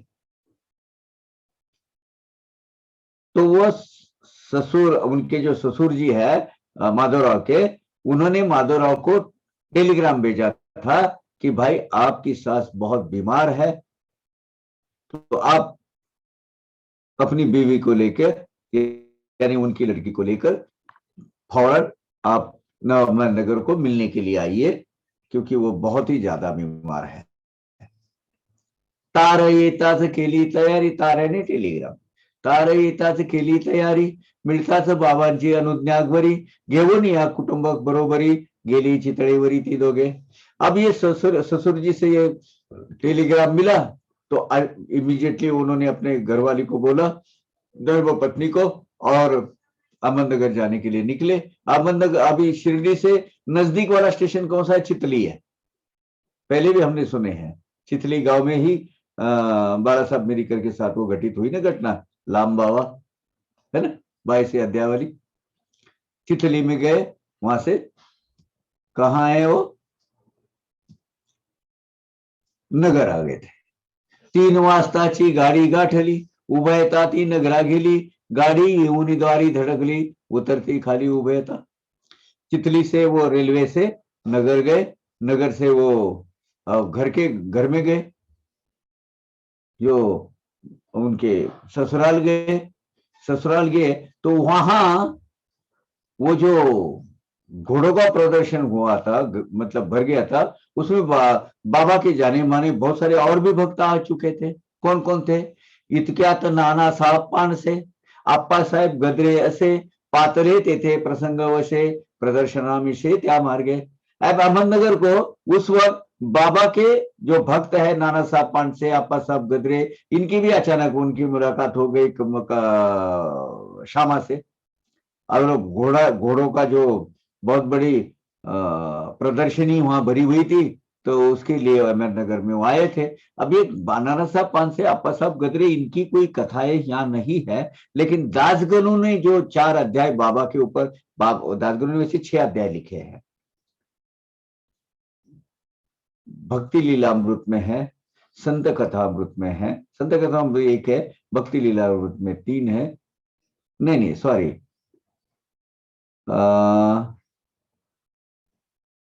हाँ, संत लीलामृत में 3 है शायद, वो मैं नाम उल्टा सुल्टा हो रहा है मेरे से। और भक्ति कथा इसमें 1 है, 57वां, और यह 31, 32, 33 है। और भक्ति सारामृत में 2 है, वो सबको परिचित नहीं है। आप सुनिएगा, साई सच्चरित्र के जो अभ्यासक है नागराज जी, भक्ति सारामृत में भी 2 अध्याय है जो दासगणु ने लिखे हुए हैं। इसमें ये नाना साहब पानसे और अप्पा साहब गदरे का जिक्र है, उनकी कुछ कथा भी लिखी हुई है, समझे। यहाँ उनका नहीं है, लेकिन ये इतना है कि नाना साहब पानसे और अप्पा साहब गदरे भी वहां आए हुए थे। माधवराव खाली उतरता, दृष्टी से पडले यांची अवचिता, वाटली तया अति विस्मयता, आनंद चित्तना समाये। जैसे वो नीचे रेलवे से नीचे उतरे, अरे उनको तो सामने ये भी नजर आए, वो आपस में एक दूसरे को मिले, गुरु बंधु है, मिलने के बाद आनंद तो होता ही है। वो बहुत आनंद हो गया था उनको। म्हणती पहा हे येथे सुदैवे, माधवराव शिर्डीचे बडवे, आयाहून आता कोणी हो बरवे, शिर्डीत न्यावे दीक्षिता। अरे देखो, बोले दोनों भी बोले, देखो दैव की, भगवान की कैसी विचित्र करनी होती है, विचित्र उनकी लीला होती है। शिरडी गांव से माधवराव, जो बाबा के मानो एक तरीके से उपासक यानी पुजारी है उपाध्य है वहां के, ऐसे उनके लाडले भक्त श्यामा वही खुद होकर शिरडी में आए हैं। अब इनके सिवाय, इनसे अच्छा काका साहब दीक्षित को साथ में लेके जाने वाला भक्त कौन मिलेगा भाई? बहुत अच्छी बात, सोने पे सुहागा। मग तयांते हा मारुनी हा का, म्हणती आले दीक्षित काका, मेरी करांचे येथे जा देखा, कौतुक अवलोका बाबांचे। अब देखो, बोले पानसे और गदरे, उनको बोलो माधवराव एक काम करो, काका साहब दीक्षित आए हैं, काका साहब मेरिकर के घर में, तो ये सब घटनाओं का प्रणेता और घटना घटित करने वाला, और ये करने वाला कौन है? ये साई भगवंत है। ये साई भगवान के सिवाय कोई दूसरा नहीं हो सकता। ऐसी लीला वही कर सकते हैं। उनको शिरडी जाना है काका साहब दीक्षित को, तो आप वो जाइए काका साहब मेरी करके घर में। दीक्षित आमचे स्नेही अलौकिक, तुमची त्यांची होईल ओळख, शिर्डीस जाया ते अत्यंत उत्सुक, तुमच्या आगमने सुख शांते त्यांते। अब पानसे और गदरे दोनों भी, आपस साहब पानसे और गदरे जी बोले, काका साहब दीक्षित हमारे पुराने स्नेही है, पुराने दोस्त है, और उनको शिरडी को जाने की इच्छा है। अब आपकी और उनका परिचय भी हो जाएगा, और वो आपको मिलने के बाद उनको बहुत सुख और शांति मिलेगी उनको। आप जरा उनको जाइए काका साहब दीक्षित के घर में। पानसे, आपा साहब पानसे और गदरे, दोनों ने भी उनको बोला। ऐक देवनी ऐसा निरोप त्यांना, वृत्त हे कळविले दक्षितांना, ऐकोनी हरली त्यांची विवंचना, संतोष मनात आनंद। अब माधवराव को ऐसा बोलकर गदरे और पानसे माधवराव को उनको अलविदा करके, उनका नमस्कार करके वो निकल गए। और यही निरोप उन्होंने, यही जो बात है, ये घटना काका साहब दीक्षित को भी सुनाई। यदि ये आए हुए हैं, श्यामा आए हुए हैं, वो अपने ससुराल गए हैं, अभी हमको मिले रेलवे स्टेशन पर। हम आपको मतलब रेलवे स्टेशन के उतरते रास्ते से जाते हमको मिले हैं, और वो आपको लेके जाएंगे, और वो तो बाबा के बहुत नजदीक और करीबी, आपकी तो चिंता ही दूर हो गई। काका साहब दीक्षित को बहुत आनंद हो गया। अरे क्या भगवान की लीला है, मुझे वहां तक जाने के लिए, और वो पैसा वैसा नहीं, काका साहब दीक्षित को इतना आनंद इसके लिए हुआ कि श्यामा यानी बाबा का मानो एक पुजारी, इतने नजदीक का आदमी, श्वशुर ग्रही जाऊन पाहती, सासूची ही ठीक प्रकृति, माधवराव थोड़े विसावती, मेरी कर धाड़ी थी बुलाऊ। अब वो ससुराल में गए तो सासू माँ तो एकदम बहुत ठीक ठाक है, कोई तकलीफ नहीं है। तो थोड़ा आराम करने के बाद सरदार मिरीकर साहब को जब पता चला कि काका साहब अपने माधवराव आए हुए हैं, तो उन्होंने बुलावा भेजा, बोले चाय पानी के लिए आ जाइए, और ये भी बोला होगा, शायद यही उद्देश्य होगा उनको वो काका साहब दीक्षित को साथ में लेने के लिए। बोलावण्यास देवनी मान, होता थोडा अस्तमान, माधवराव गेले निघून, काका दीक्षिता लागून भेटावया। अब वो थोड़ा सा शाम का वक्त होने को आया था, सूरज ढलने लगा था। उस सूरत में सरदार मिरीकर साहब के उन्होंने बुलावा भेजा है, तो अभी सरदार है, बहुत बड़ी हस्ती है, तो उनका सम्मान करने के हिसाब से रखने के लिए शाम के वक्त माधवराव दीक्षित काका को मिलने के लिए मिरीकरवाड़े में गए। ये मिरीकरवाड़ा नगर में आप जाएंगे तो कोट गली है, वो कोट गली में ये दीक्षित वाड़ा है, अपना ये मिरीकरवाड़ा है, वहां आप जरूर जाइएगा। वहां और एक वाड़ा है नाना साहब रासने, अपने जो ना दामोदर रासने भी है ना, दामोदर रासने का भी वाड़ा है। वहां पहले माले पे बाबा की जो ओरिजिनल तस्वीर है ना, वो तस्वीर वैसी की वैसी वहां रखी हुई है।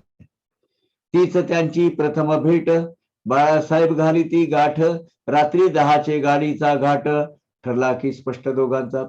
अब माधवराव की और काका साहब दीक्षित की मुलाकात हो गई उधर काका साहब मिरीकर के घर में, और बाला साहब मिरीकर ने दोनों का परिचय करवा दिया। तो ठीक उसी दिन रात को 10 बजे रेल जो जाती है श्री रामपुर होके चिथली, ऐसी जो रेल जाती है, वो रेल में जाने का उनकी उनकी मतलब यानी तय किया दोनों ने, और रात को निकल जाएंगे हम, ऐसा नियोजन करके माधवराव वापस आ गए।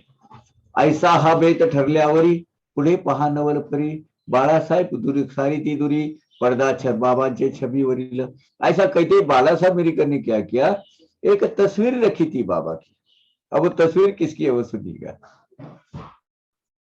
बाबा की एक तस्वीर वहां रखी, उसमें से पर्दा हटाया,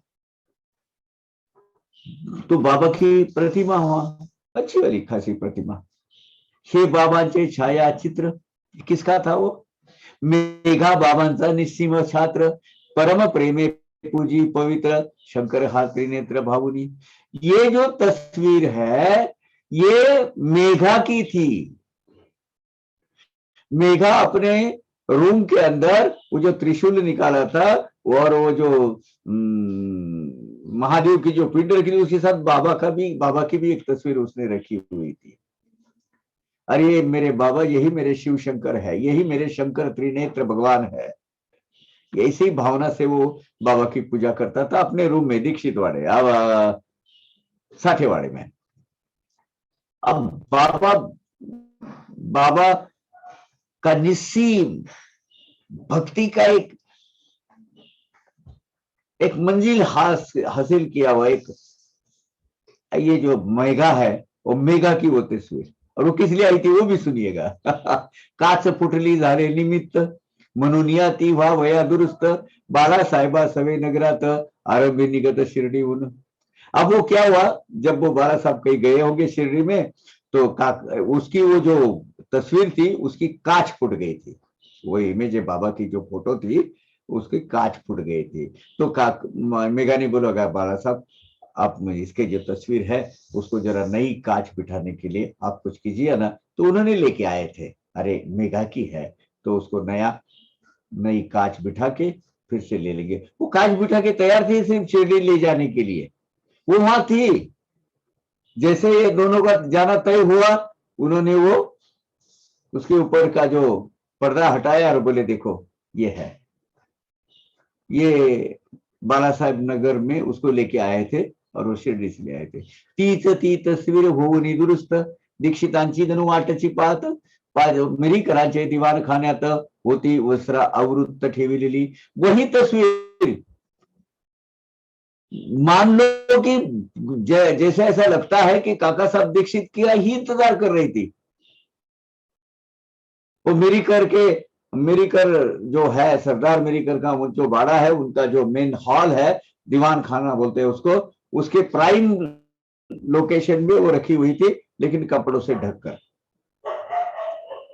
अब बाबा के दर्शन के होने के पहले ही वो प्रतिमा का दर्शन हो गया काका साहब दीक्षित को। अश्व प्रदर्शन समाप्तीस बाळासाहेब परतावयास होता अजूनही थोड़ा अवकाश, मानून माधवराव ससोपेली। अब बोले देखो ये घोड़ों का प्रदर्शन हो रहा है, उसके नियोजन में और कुछ कार्य में मैं लगा हूं, इसलिए मुझे वहां रहना पड़ेगा। तो उसमें जरा मैं व्यस्त हूं। तो ये प्रतिमा एक काम कीजिए, मुझे जाना ही था, मुझे मेघा को देनी है, तो आप साथ में ले जाइएगा। आप तो वहीं शिरडी जा रहे हैं, मेघा को दे देना ही। तो उन्होंने माधवराव के सुपुर्द कर दी, वो आप ले जाइए। पर्दा सारुणी केली अनावृत्त, माधवरावस केली सुप्रत, म्हणाले बाबांच्या समागमात शेरीपर्यंत जावे ते सुखे।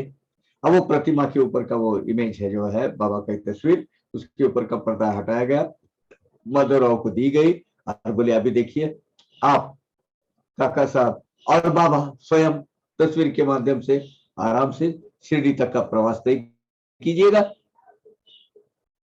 ऐसा उन्होंने माधवराव को कहा। तवती सर्वांग मनोहर, प्रथम दृष्टि पड़ता तस्वीर, काका साहेब आनंद निर्भर, प्रणिपात पुरस्तर अवलोकिली। अब बाबा को प्रत्यक्ष दर्शन होने के पहले उनकी तस्वीर का दर्शन पहली बार जब काका साहब दीक्षित को हो गया, तो बड़े भाव उभर आए उनके, और आनंद भर से उन्होंने साष्टांग प्रणिपात किया उनको।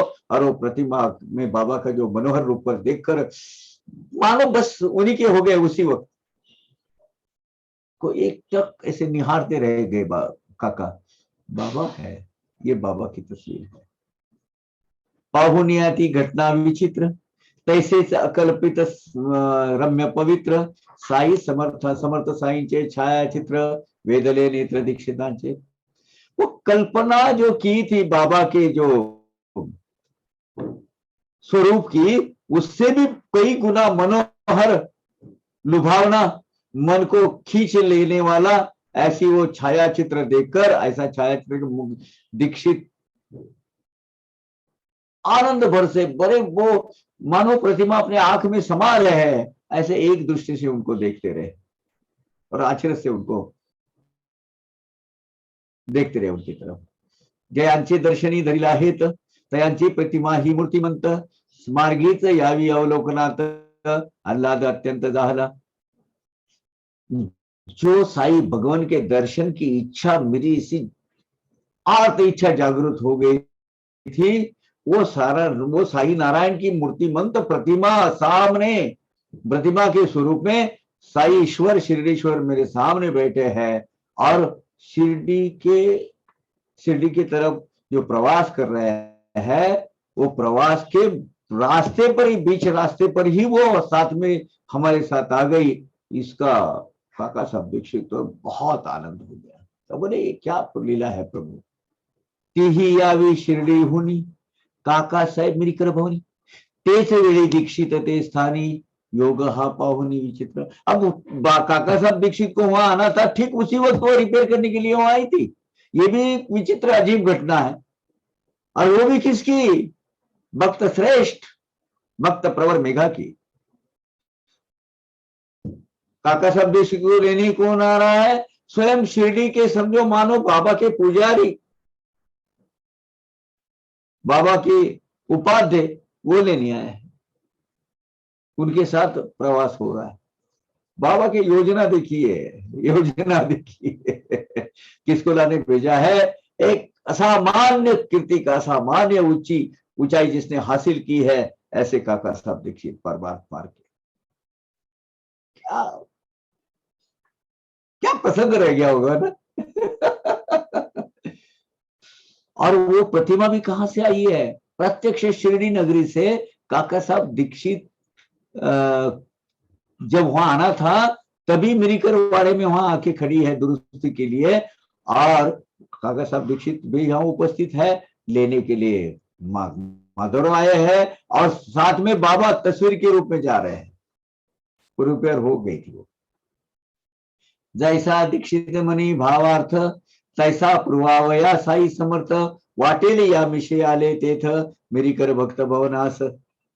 ऐसा लग रहा है कि दीक्षित के मन की इच्छा, दर्शन की इच्छा की, उनकी जो आस है, जो लगन है, उनकी अत्युत्कुट ऐसी प्रेम भक्ति की जो अवस्था है, उनका प्रेम जो उमड़ा है बाबा के प्रति, वो भक्ति के भाव की पूर्तता आपूर्ति करने के लिए ही श्री समर्थ साई भगवान ये प्रतिमा के माध्यम से जैसे मिरीकर वाड़े में आके स्थित हो गए वहां। क्या बात। पहले लोनावाला में उनके बारे में सुना था, उनको नाना साहब के माध्यम से। लोणावळ्यास नानांचे दर्शन, तया सवे झालेले भाषण, तेथेच बाबांचे गुरुत्वाकर्षण, बीजारोपण भेटीचे। अभी लोनावाला में नाना साहब के साथ में जो वार्तालाप हुई थी, वो वार्तालाप में साई भक्ति का बीज तो वहां ही बोया गया था और बोले थे आपके सदगुरु को मैं मिलूंगा। सौभाग्यवश कुछ कारणवश शिरडी में आ गए, दारा साहब की चुनाव के निमित्त मात्र से वहां जाने की भी तैयारी हो गई शिरडी की लेने के लिए। साई के परम भक्त माधवराव आए हुए और बाबा स्वयं श्रेष्ठ भक्त प्रवर जो मेघा है, मेघा की तस्वीर वहां रिपेयर करनी आई है, तो स्वयं बाबा भी भगवान वो प्रतिमा के स्वरूप में साथ में है। ना तरी ही शिर्डीची छवी, याच वेळी तेथे काय यावी, इतका वेळ का असावी, आवृत्त का राहावी या स्थळी। ऐसा अगर नहीं होता तो शिरडी से ये प्रतिमा ठीक है उसी वक्त क्यों आती वहां, और इतने में वो कपड़े में ढककर पर्दे के अंदर वहां मिरीकर वाड़े के जो मेन हॉल है उनका, वहां कैसे रहती। और काका साहब दीक्षित वैसा इंतजार कैसा होता उनका, पहले निकल जाती या बाद में निकल जाती। असो ऐसे होता निश्चित, घेऊन आती छवी समवेत, माधवराव आणि दीक्षित निघाले आनंदित मानसे। ऐसे रात को 10 बजे की गाड़ी से वो शिरडी की तरफ प्रस्थान करने के लिए, यात्रा करने के लिए उसका वो जो नियोजन उन्होंने किया, और माधवराव देशपांडे, बाबा की छवि, काका साहब दीक्षित और तीनों प्रवास के लिए निकले। तेच रात्री भोजनोत्तर दोघेही गेले स्टेशनावर, भरोनी दुसरे वर्गाचा दर, तिकिटे बरोबर घेतली। अब रात का खाना खाया, अहमदनगर स्टेशन पे पहुंच गए। बाबा की तस्वीर, मामा माधवराव और काका साहब दीक्षित। दूसरा, उस वक्त 3 वर्ग रहते थे, अभी 2 ही है। वैसे फर्स्ट, सेकंड और third, third class, second class, first class. अभी थर्ड क्लास हटाया गया है, हालांकि वो नाम के लिए अपग्रेडेशन किया है सेकंड क्लास, बाकी है थर्ड क्लास ही। वो सिर्फ ना से है थर्ड क्लास आदमी, थर्ड क्लास आदमी, वो एक युक्ति हो गई थी। हाल ही में मेरे ख्याल से 25-30 साल पहले वो थर्ड क्लास निकाल दिया। ये जो सुविधा वही है, सेकंड जो है वही सेकंड में तब्दीली की उनके नाम के लिए, बाकी 2 वर्ग है अभी। तो रेलवे स्टेशन पर दोनों गए, सेकंड क्लास का टिकट निकाले और रेलवे आने का इंतजार वो करते बैठे, रेलगाड़ी वहां से आने के लिए स्टेशन पर इंतजार करते बैठे। दहाचा ठोका पडता करणी, येऊ लागला अग्निरथ ध्वनी, दूसरा वर्ग चिकार भरोनी, गेला हे नैनी अवलोकिले। अब 10 बजे का टाइम हो गया, वो घंटा बज गई, रेलवे स्टेशन में आते हुए दिखी तो सेकंड क्लास खचाखच भरा हुआ है, बहुत बड़ी भीड़ है। वो रेल के डिब्बे में सेकंड क्लास के पैर रखने के लिए भी जगह नहीं है। अब क्या करें, बहुत खचाखच भर के आई है। प्रसंग ऐसा येऊ नहीं पडता, दोघाशी लागली दुर्धर चिंता, वेळही थोडा उरला आता, करावी व्यवस्था कैसी पा। अभी इस वक्त क्या करेंगे, अभी आगे प्रवास होने की तो कोई परिस्थिति तो दिख नहीं रही है, क्योंकि खचाखच भरा, अंदर उठने भरने के लिए जगह नहीं, अंदर घुसने के लिए भी जगह नहीं है। अब गाड़ी छूटने के लिए थोड़ा सा समय बाकी है, अब आगे की व्यवस्था कैसे की, इसकी चिंता में दोनों पड़े रहे। असो आता या गर्दीचे पायी, परत जावे आली ठाई, निश्चय केला हा दोघाही, जावे के शिर्डी सौदई का। ये तूफान गर्दी और अंदर पूरी इतनी भीड़ देखकर तो बोले यार अभी का जाना कैंसिल कर देते हैं, फिर से अपना मेरी केरवाड़े में जाते हैं, आज का मुकाम करते हैं, कल सवेरे निकल जाएंगे। कल निकल जाएंगे और क्या करेंगे। ऐसी ऐसी ऐसा दोनों ने सोचा। और अभी इसमें तो जा नहीं सकते, पूरा सेकंड क्लास में हाल तो थर्ड क्लास तो छूटो ही मत, अब क्या करेंगे। और फर्स्ट क्लास का गिना चला एक आधा डब्बा रहता है वहां, क्या करेंगे, जाने दीजिए, बोले चलो वापस। इतक्यात गाडीचा गाडा उचिता, ओळखीचा दिसला दीक्षिता, पहिल्या वर्गात बसण्याची व्यवस्था केली, निर्गोरता तयार है। इतने में वो गाड़ी का जो गार्ड है वो दीक्षित काका को अच्छी तरह जानता था। और निगारे, काका आप किधर, तो वो गार्ड ने काका साहब दीक्षित को फर्स्ट क्लास में, पहले वर्ग में वो बैठने की उसकी व्यवस्था की उसने। और वो देखिए, मतलब बाबा की मर्जी के सिवा कुछ नहीं होता है। मेरा भक्त कैसा रहना चाहिए, वो खचाखच भरने के भरी हुई वो भीड़ से पूरी घेरे हुए वो जो डब्बा है वो छोड़कर काका साहब दीक्षित का पहचान वाला, उनकी मान सम्मान करने वाला वही गाड़ी का गार्ड आया। अब गार्ड तो गाड़ी का इंतजार ये होता है, मतलब गार्ड और ड्राइवर। उन्होंने बोला नहीं, काका साहब को फर्स्ट क्लास में बिठाओ। तो श्यामा, बाबा और काका, बाबा तस्वीर के रूप में श्यामा और काका साहब फर्स्ट क्लास में बैठ गए। पुढे गाडी तो होता उपस्थित, चालल्या बाबांच्या गोष्टी मनसोक्त, माधवराव कथित कथामृत, आनंदे ओसंडत दीक्षित। आगे गाड़ी में बैठने के बाद लगभग मेरे ख्याल से 1-1.5 घंटे का प्रवास है वो वहां का।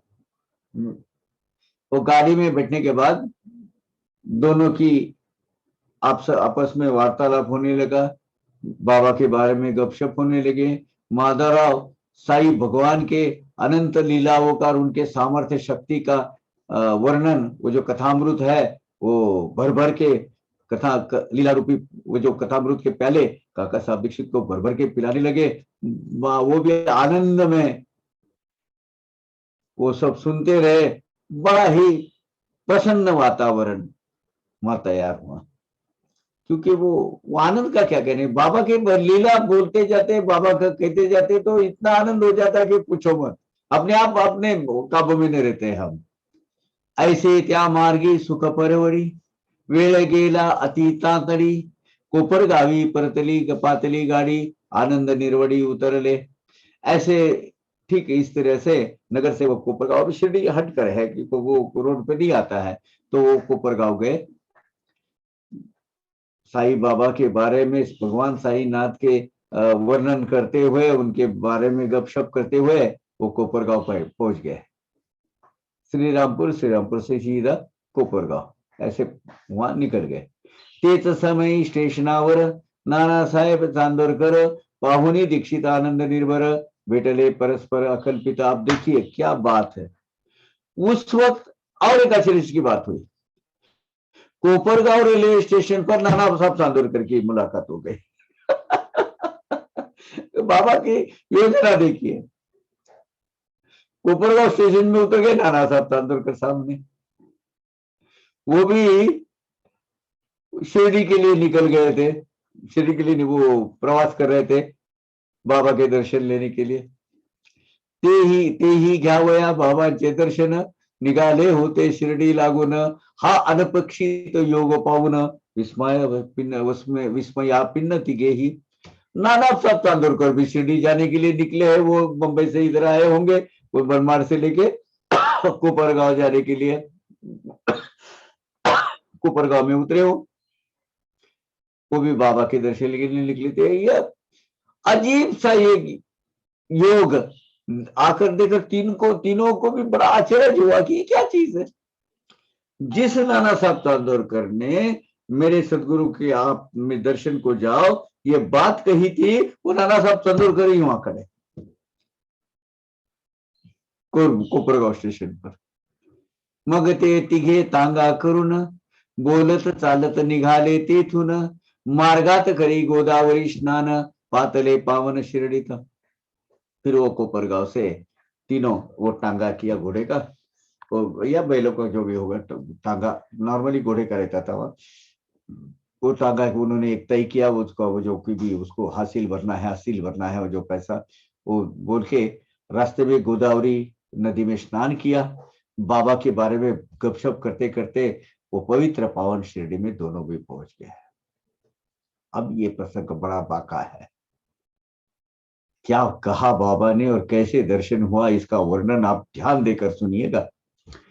पुढे होता साईंचे दर्शन, दीक्षितांचे द्रवले मन, नयन झाले अश्रुपूर्ण, स्वानंद जीवन वो संडले। शिरडी में साईनाथ महाराज के दर्शन होते ही काका साहब का, दीक्षित का मन एकदम पिघल गया।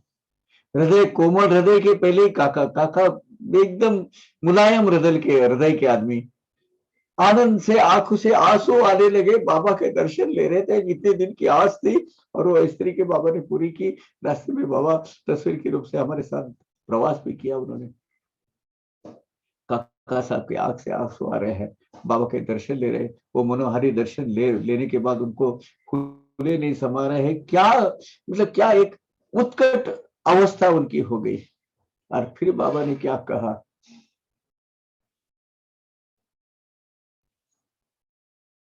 मैं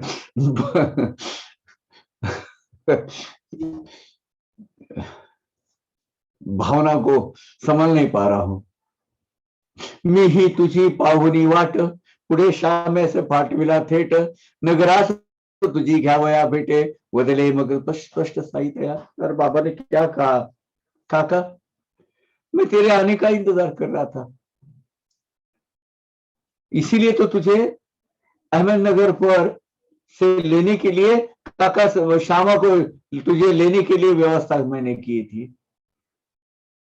का श्यामा को नगर तक भेजने की पूरी योजना मैंने इसीलिए बनाई कि तुम्हें यहां ले आने के लिए। स्पष्ट रूप से कहा बाबा ने।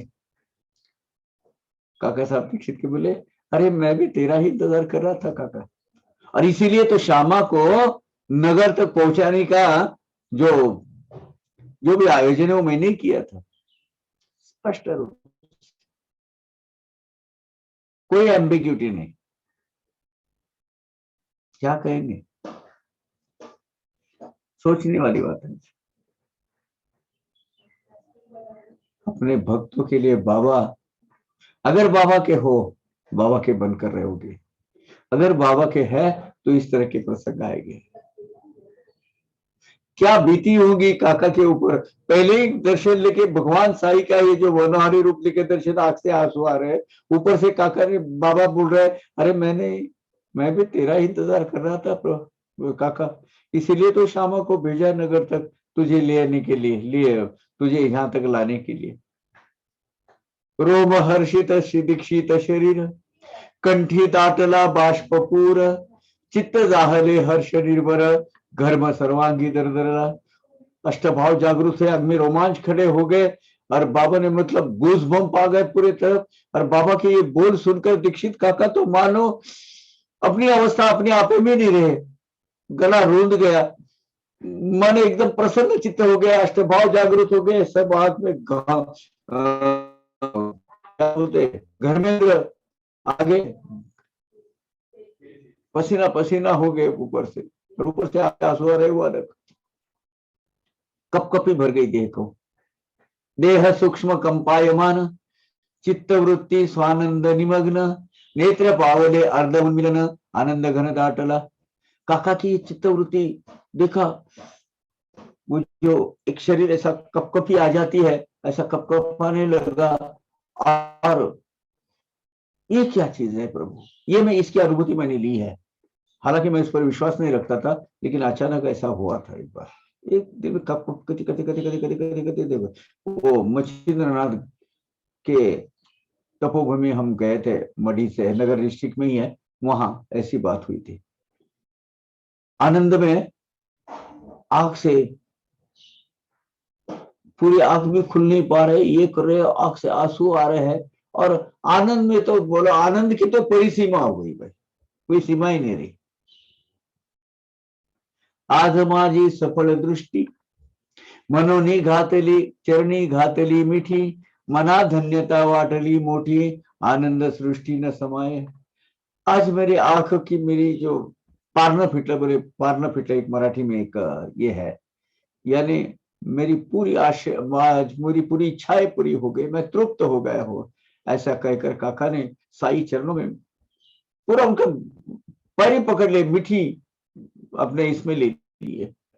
मेरा जीवन कृतार्थ हो गया प्रभु, आज मैं धन्य धन्य हो गया हूँ।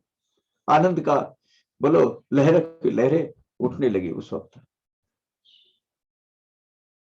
क्या अवस्था हो गई काके, वो जरा प्रसंग आप सामने देखिए। अरे काका साहब दीक्षा बोले, हृदय वाला, कोमल हृदय वाला, वो जो भक्त श्रेष्ठ पहली बार बाबा को मिल रहा है, और बाबा ने बोला, अरे काका मैं तेरा इंतजार कर रहा था। ऐसी भक्ति घटित होनी चाहिए अपने हाथ से।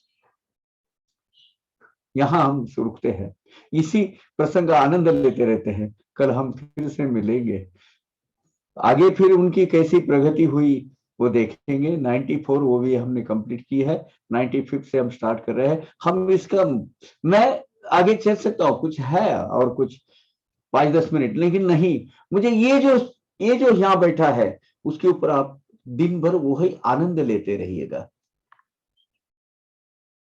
और कल हम सवेरे मिलते हैं। कुछ किसी की कुछ आशंका है या कुछ प्रश्न है, सवालत है, पूछ लीजिएगा 5 मिनट के लिए।